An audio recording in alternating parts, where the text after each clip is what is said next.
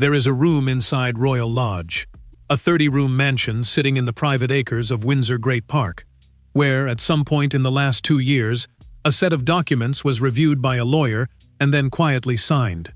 No press release followed. No announcement reached the papers. The palace, by all accounts, did not know the full extent of what had been formalized until it was too late to do anything about it. And what happened when those documents were confirmed? What was said in the room where Charles's advisors sat down to consider their options is something that broke more than 2 decades of carefully managed royal control. To understand why, you have to go back. You have to go back further than most people do when they tell this story. Because this is not simply a story about a lease. It is not simply a story about a disgraced prince sitting in a mansion the king wants back. This is a story about what power in the British royal family actually looks like when the cameras are off. About the difference between the modernization narrative Charles has spent 3 years constructing and the messy, complicated, legally binding reality underneath it. And at the center of it, quietly and without fanfare, stand 2 young women most people have underestimated from the beginning. Princess Beatrice, Princess Eugenie, Andrew's daughters. And now, by all accounts, the women holding something Charles has wanted back for years, and may never get. If this is the kind of story you come here for, the kind that goes beneath the headlines and stays there, make sure you are subscribed. What we are going to cover in the next half hour is the full picture. Stay with me. Before we go any further, everything you are about to hear is drawn from publicly available reporting, documented financial records including National Audit Office findings, historical accounts of the royal family's property arrangements, and commentary from sources cited across reputable media. Some of what follows involves interpretation, analysis, and informed speculation presented for entertainment and discussion. This is not a news broadcast and should not be taken as confirmed fact, but it is based on the public record, and the public record, in this case, is striking enough on its own. Now, let us go back to the beginning of this particular chapter. Because to understand what Beatrice and Eugenie have just stepped into, you need to understand what Royal Lodge actually is, and what it has meant to this family for decades. Royal Lodge is not Frogmore Cottage. It is not a grace and favor property tucked discreetly at the edge of the estate. It is a mansion, 30 rooms, grounds that stretch across Windsor Great Park in a way that gives it the feel of a private world entirely separate from the main castle. The lodge has history woven into its walls. It was the childhood home of Queen Elizabeth II herself, the place where she and her sister Margaret played, where her father George VI retreated from the weight of the crown. It carries the kind of symbolic weight that only a handful of properties in the entire royal estate can claim. When it passed into Andrew's orbit, it did not do so by accident. In 2003, Andrew was granted a 75-year lease on Royal Lodge. The arrangement was made under the instruction and approval of Queen Elizabeth. At the time, Andrew was a working royal, a senior member of the family with naval service behind him and public duties ahead. The lease reflected his standing. It set his rent at a figure that, even in 2003, was well below what the commercial market would have demanded for a 30-room Windsor estate. By the time the National Audit Office examined the Crown Estate's finances in later years, the gap between what Andrew paid and what the property was worth on the open market had become a documented anomaly, a figure that sat in official reports in black and white, not as scandal, but as fact. A 75-year lease, signed in 2003, does not expire until 2078. That is not a detail buried in the fine print. That is the central legal fact around which everything else in this story moves. When Queen Elizabeth died in September 2022, and Charles ascended to the throne, one of his stated priorities was modernization. The slimmed-down monarchy, the working royal model, the idea that the institution would carry fewer members, cost the public less, and present a cleaner, more coherent face to the world. It was the language of reform. It was also, for those watching closely, the language of consolidation. Because every member of the family who was not working, who was not funding themselves, who occupied space and drew from crown resources without contributing to the public-facing work of the monarchy, every one of those people became, in the logic of Charles's agenda, a problem to be solved. Andrew was the most obvious problem.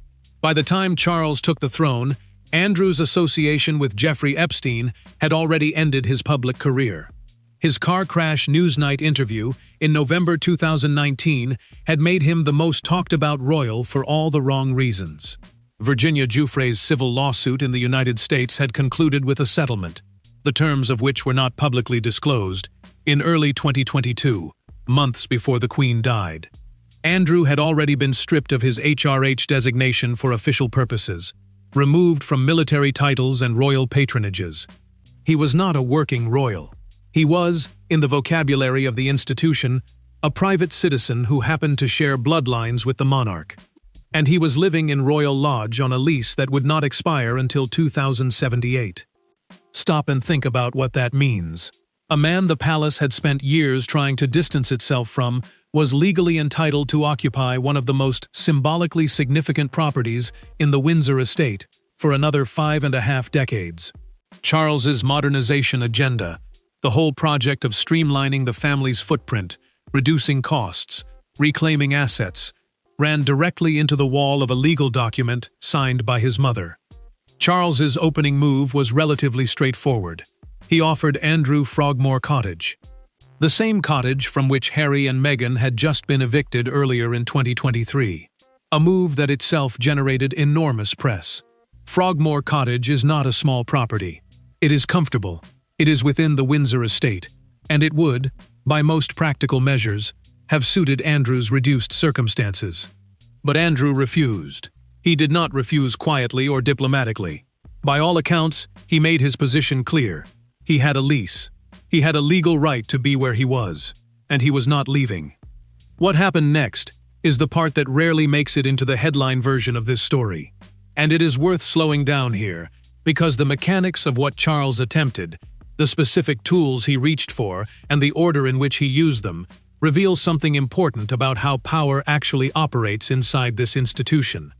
Charles began to apply financial pressure. This was not dramatic or theatrical. It was bureaucratic, methodical, and in its own way, rather ruthless. Andrew's income from the sovereign grant had already been removed when he stepped back from royal duties. But there were other levers: staff allowances tied to the property, security arrangements funded through the public purse, the various administrative and logistical supports that come, invisibly, with being a senior royal figure housed on a crown estate. Charles reduced them, one by one, quietly. The message being sent was not shouted, it was whispered through the language of budgets and allocations. You cannot stay here comfortably forever if we stop making it comfortable. This pressure campaign ran through 2023, then 2024, into 2025, and Andrew did not buckle. He found private funding for maintenance costs. He made arrangements that reduced his dependence on Crown-funded support. He hired private security, rather than relying on the publicly funded protection that had been withdrawn. The sources who have spoken to journalists covering this situation describe a man who had, by this point, made a decision that was as much about pride and principle as it was about the property itself. Royal Lodge had become the thing he would not give up, the last piece of ground he could hold, and so he held it.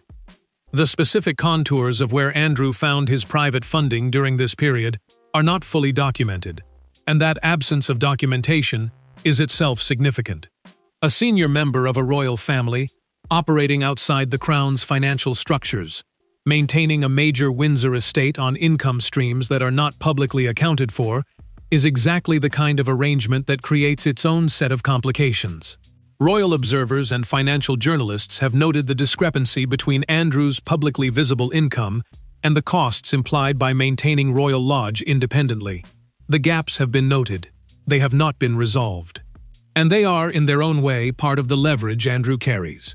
Because any serious attempt by the Crown to force a public accounting of how Andrew was funding his occupation of the Lodge would require the Crown to open its own books in parallel. The financial entanglement between senior royals and the various structures of the Crown estate, the Duchy of Cornwall, the Duchy of Lancaster, and the sovereign grant, is complex enough that any one thread pulled hard enough risks pulling others. Andrew's lawyers, according to sources who have discussed the strategy, understood this.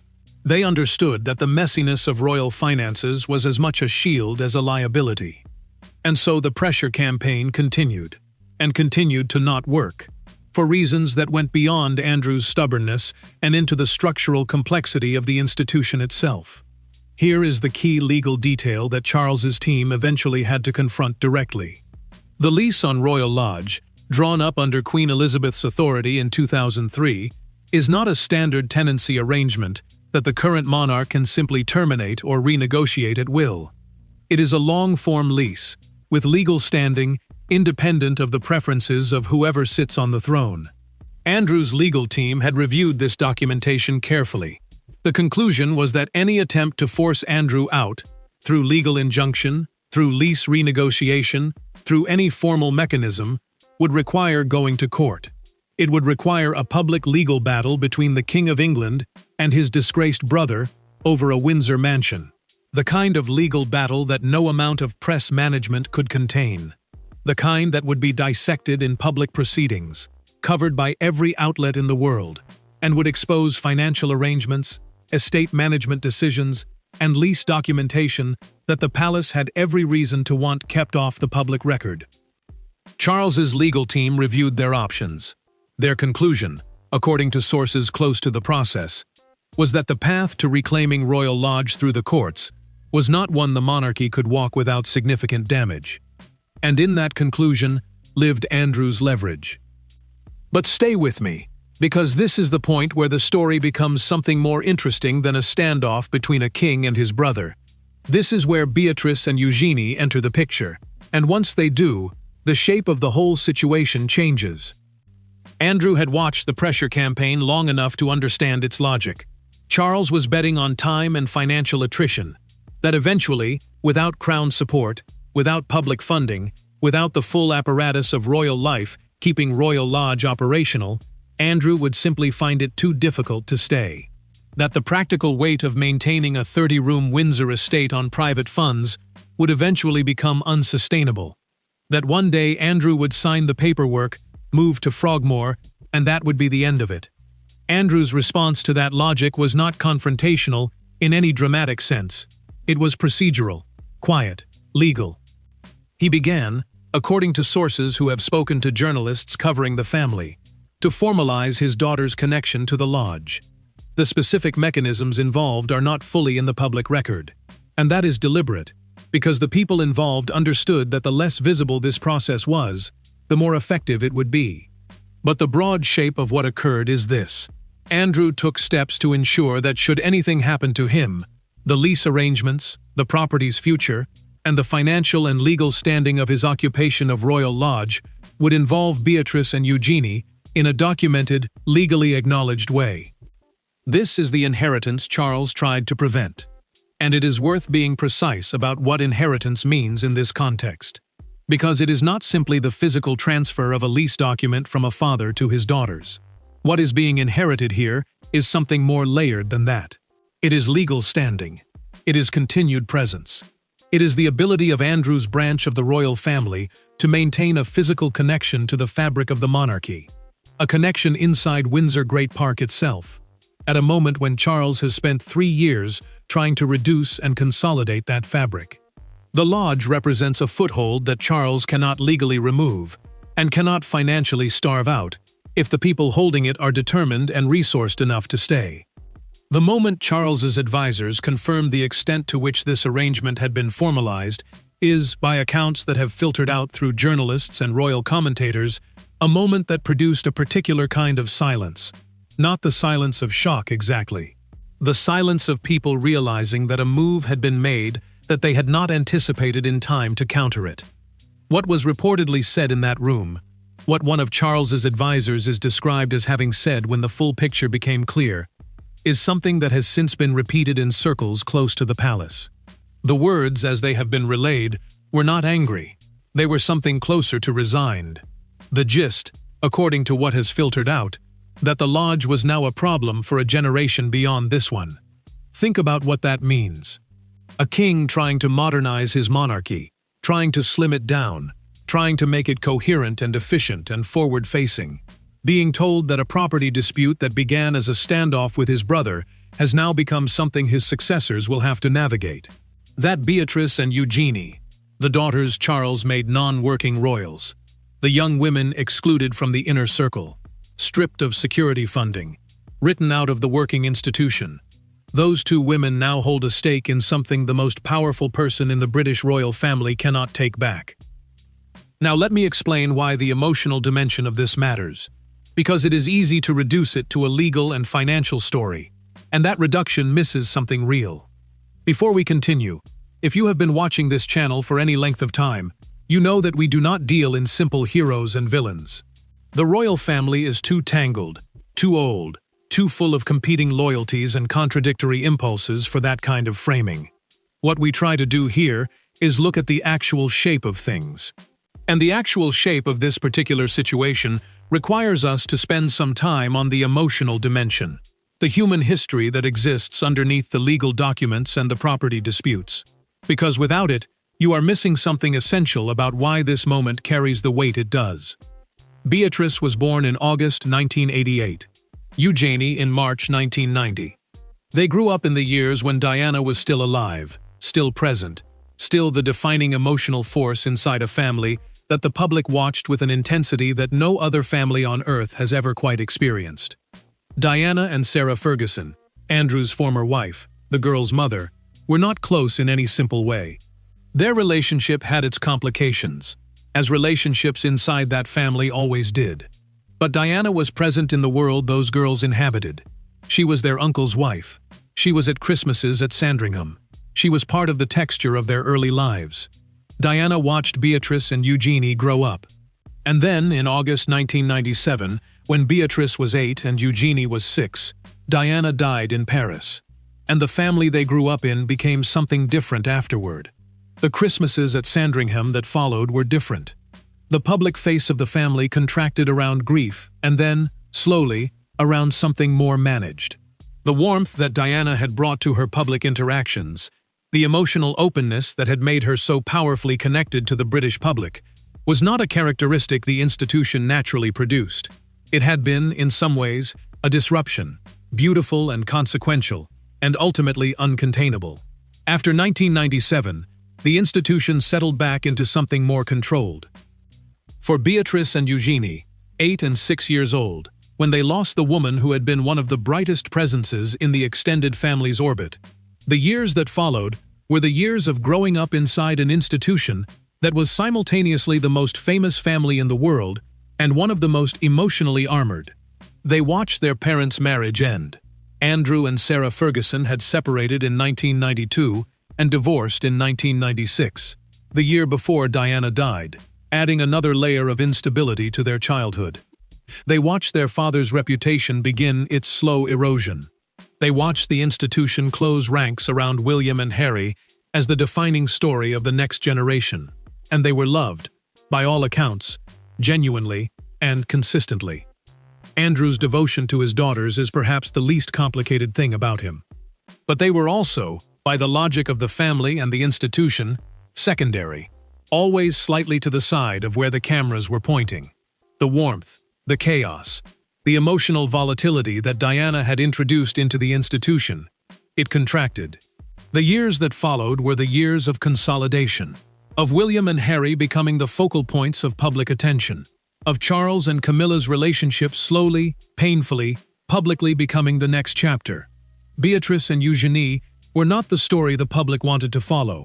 They were Andrew's daughters, and as Andrew's reputation corroded through the Epstein years, as the association with one of the most infamous figures in modern American criminal history became impossible to manage, the girls' proximity to him became a quiet liability. They were not stripped of their royal identities. But they were not elevated either. When Charles's modernization agenda arrived, the decision to make them non-working royals, to remove their security funding, to exclude them from the public duties roster, was not controversial. It barely made headlines. They were already peripheral. Here is what makes what has just happened feel, to people who have followed this family for years, like something more than a property dispute. These two women, made peripheral, kept at the edges, not funded, not working, not inside the circle that Charles and Camilla drew around the institution. have just inherited something the monarch wanted and could not have. Not through political maneuvering, not through press manipulation or public pressure, through their father, through a lease, through a legal structure that Elizabeth put in place in 2003 and that has survived everything that came after. And if Diana's shadow exists anywhere in this story, it exists in that specific irony, that the institution's instinct to consolidate power around the dominant figures, to minimize and peripheralize those it cannot control, has run, again, into the limits of what power can actually do when it meets a piece of paper signed in good faith, and a family determined to hold their ground. We are going to get to Camilla's role in a moment, and it is more significant than most accounts allow for.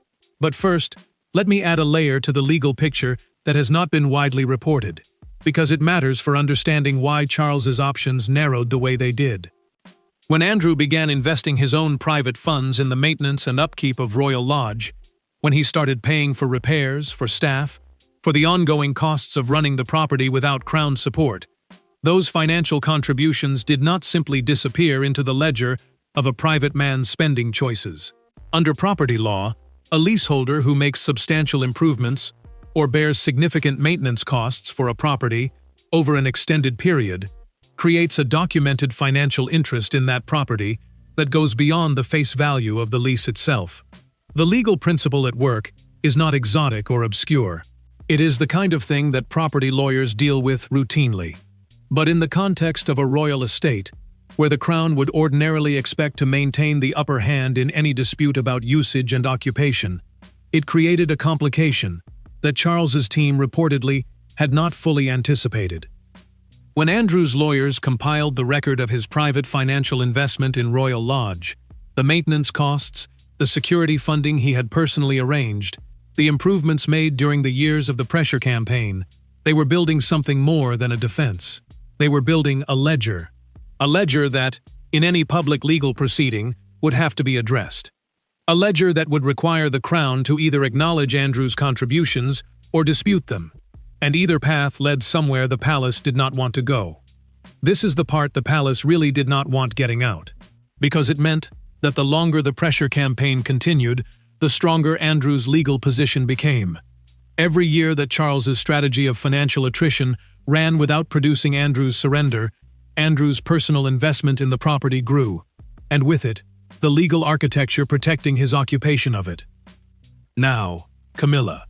The Queen Consort's role in palace strategy is rarely discussed directly in public accounts, and that is exactly how she has always preferred it. Camilla's political intelligence inside the institution is, by any honest assessment, considerable. She has watched the royal family from a complicated vantage point for longer than almost anyone. First as the woman at the center of the most divisive royal scandal of the 20th century, then as the woman who survived that scandal and eventually married the man she had always loved, then as the queen consort of a modernizing monarchy navigating the wreckage of multiple public relations catastrophes. She understands the institution's internal mechanics in a way that is not theoretical. And Camilla's instinct, when it comes to the shape of the royal family, has consistently been toward consolidation, toward clarity, toward the reduction of the number of people who have proximity to the crown without being fully accountable to it. Her relationship with Diana's legacy is complicated in ways that do not need to be litigated here. Her relationship with the senior royals who represent competition or complication is more important for our purposes. Andrew's daughters represent, from Camilla's perspective, a particular kind of problem. They are not working royals. They do not draw from the sovereign grant. They are not, in the official language of the institution, part of the operational monarchy, but they are present. They are connected. They are visible at key moments, weddings, funerals, the events that mark the family's year, and they carry, by virtue of their bloodlines and their father's stubbornness, a continued physical connection to Windsor that Camilla cannot simply dissolve. Sources who have discussed the internal atmosphere around this situation describe Camilla as having had a clear preference for seeing the Royal Lodge situation resolved in Charles's favor, for Andrew to take Frogmore, and for his daughter's foothold in Windsor to contract rather than expand. The formalization of Beatrice and Eugenie's stake in the Lodge's future is, By accounts that have reached journalists covering the family, something Camilla did not see coming with the speed and completeness that it happened. There had been an assumption, sources suggest, that the financial pressure would work.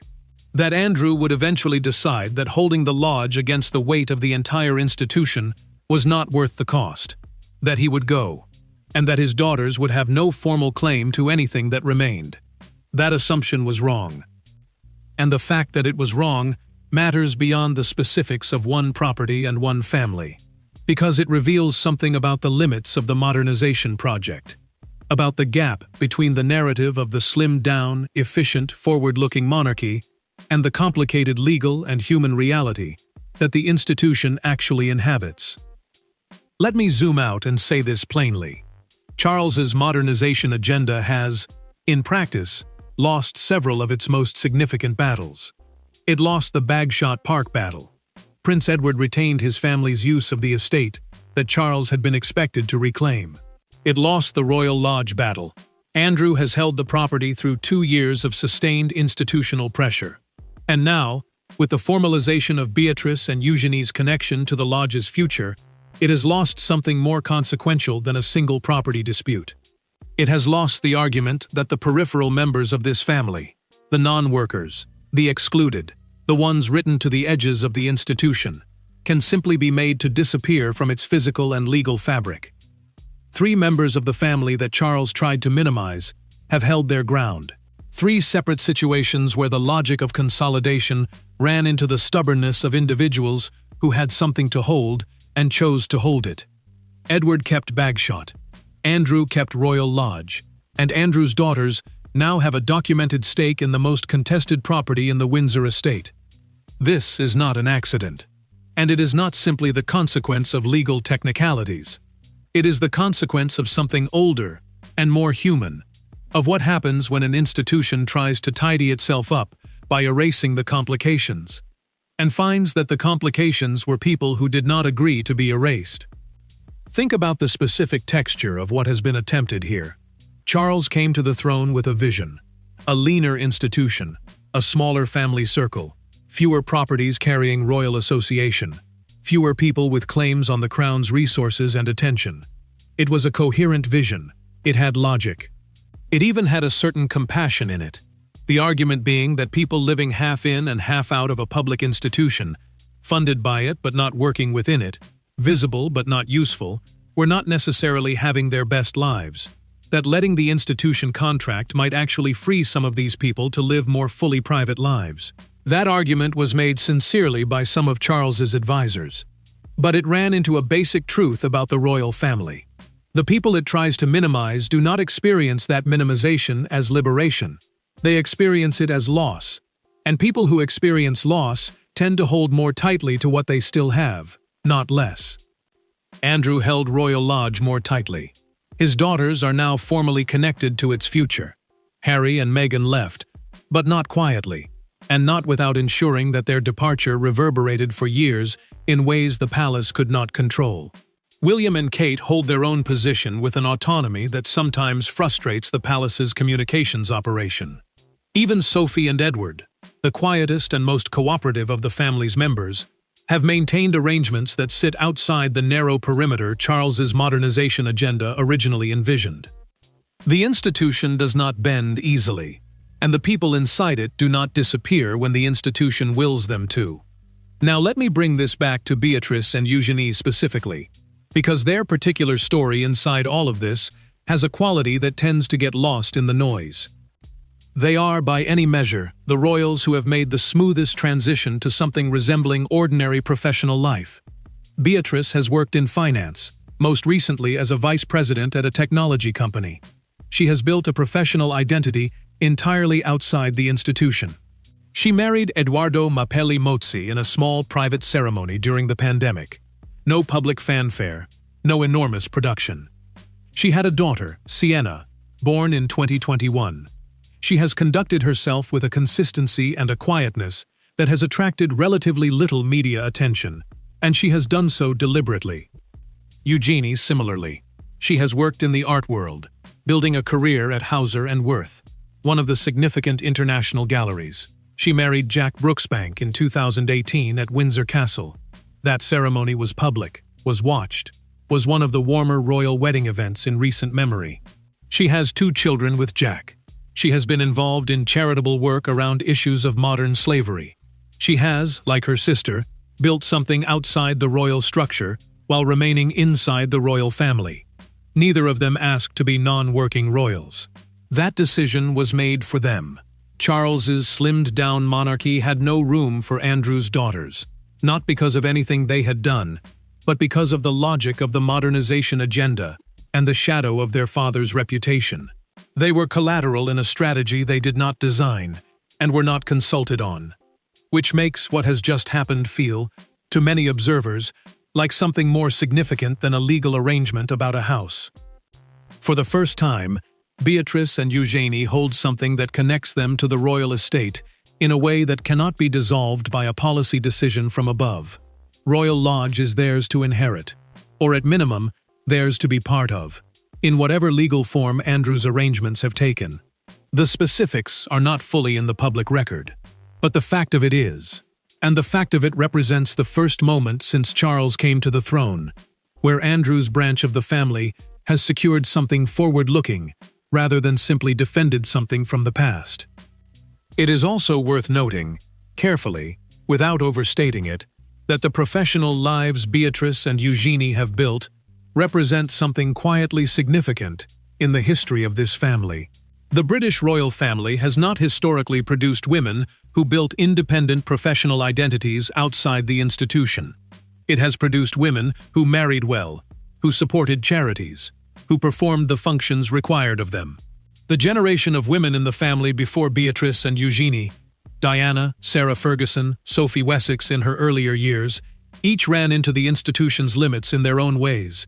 Each found that the space available to them was defined by their relationship to the men they had married and the roles those men occupied. Beatrice and Eugenie did not have that problem. Or rather, they had a different version of it. They were not constrained by being too close to power. They were sidelined by being too close to their father. And in response, they did something that the institution had not quite seen before from women in their position. They simply went and built something else. Real careers, real professional identities, real lives that existed on their own terms, independent of the institution's approval or support. That context matters for understanding what it means that they are now, in some legally formalized way, connected to Royal Lodge's future. It is not that they need Royal Lodge to have standing. They have standing. It is that Royal Lodge represents the one thing the institution tried to take from their family, and could not. And the fact that it is now part of their inheritance, not as consolation but as consequence, as the result of their father's refusal and their family's legal structure, gives it a specific weight.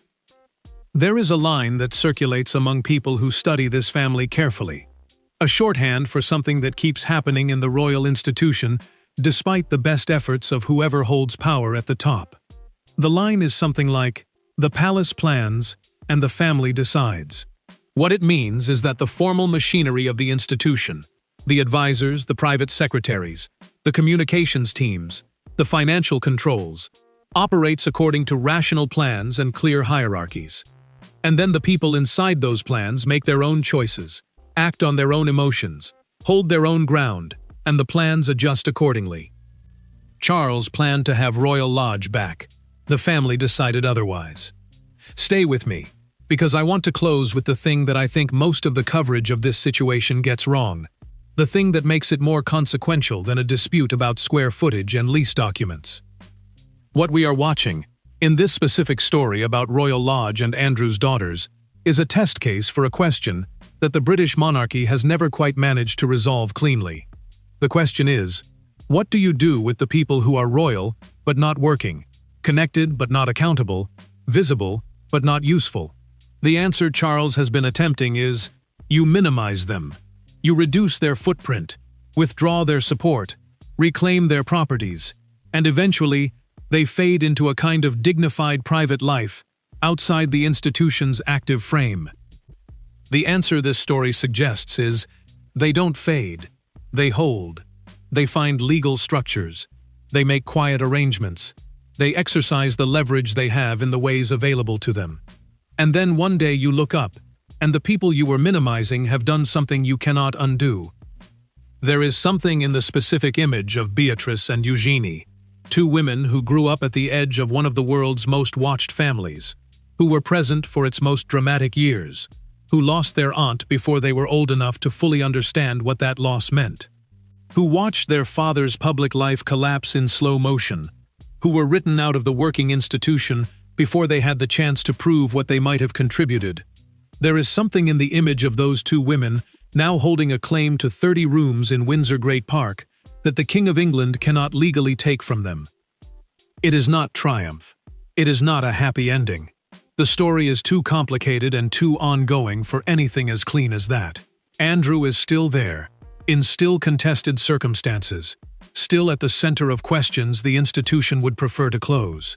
The financial and legal landscape around Royal Lodge will continue to generate complexity for years. Beatrice and Eugenie's lives are not defined by this. They have built real, substantive things outside it. But as a fact, it matters. As a data point in the ongoing story of this family and its internal dynamics, it matters considerably. When Charles's advisors sat in the room where the extent of the formalized arrangement became clear, when the full picture of what Andrew had done with regard to his daughter's connection to the lodge had been laid out in front of people who had spent years believing that the pressure campaign would eventually work, what followed was not immediate action. There was no countermove ready to deploy. There was, by all accounts, a period of assessment, of people sitting with information they had not expected to be sitting with. And then, reportedly, one of the advisors said something. The words, as they have filtered out through the circles of people who know about this meeting, were not a plan or a directive. They were an observation.